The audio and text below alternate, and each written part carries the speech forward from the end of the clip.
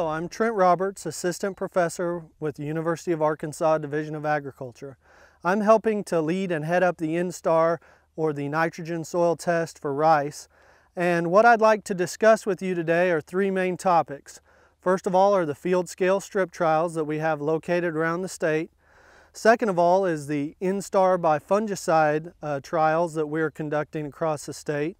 And thirdly, the inaugural release of the Instar program to producers for silt loam soils in Arkansas. The field scale strip trials this year are located across the state, basically from Louisiana to Missouri.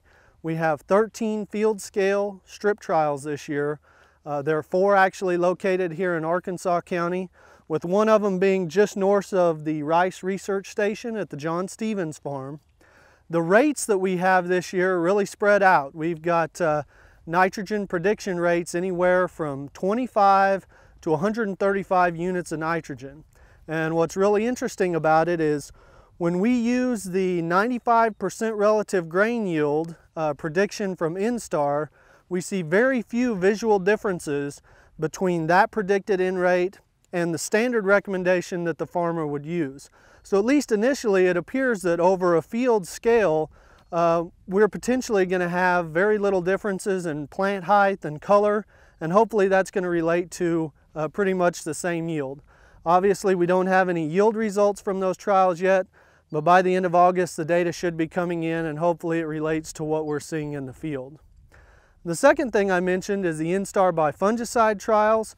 One of those is actually located behind me here. For the past year we've been working in conjunction with Rick Cartwright from Plant Pathology, and then the new rice pathologist, Yeshi Wamishi, will also pick up that work and continue it. And the idea behind this work is to look at the interactions between site-specific nitrogen rate and disease incidence. And what we feel like is that when we are utilizing Instar, which is a site-specific nitrogen rate, we're going to see a lot lower disease incidence and less potential need for fungicides to help maximize yield. Back behind me here, as I mentioned, is one of those plots. What you can see is we have a zero check, which stands out pretty obvious, but there's very little difference in the other nitrogen rates. Here at this location, Instar predicted we only needed 95 units of nitrogen to maximize yield, whereas a producer would typically put out 150 units of nitrogen. So that's a pretty significant difference in the N rates, and that additional nitrogen, that 55 additional units more than the plant needs, is what's going to increase the disease and the lodging. Last year's data was very positive, and what it explained to us was that site-specific N rates can eliminate the need for fungicide applications with diseases such as sheath blight. The last thing I wanted to talk about today was the inaugural release of Instar for silt loam soils. In this first year, we feel like we're going to be able to process about 10,000 samples, and these will be from silt loam soils across the state of Arkansas.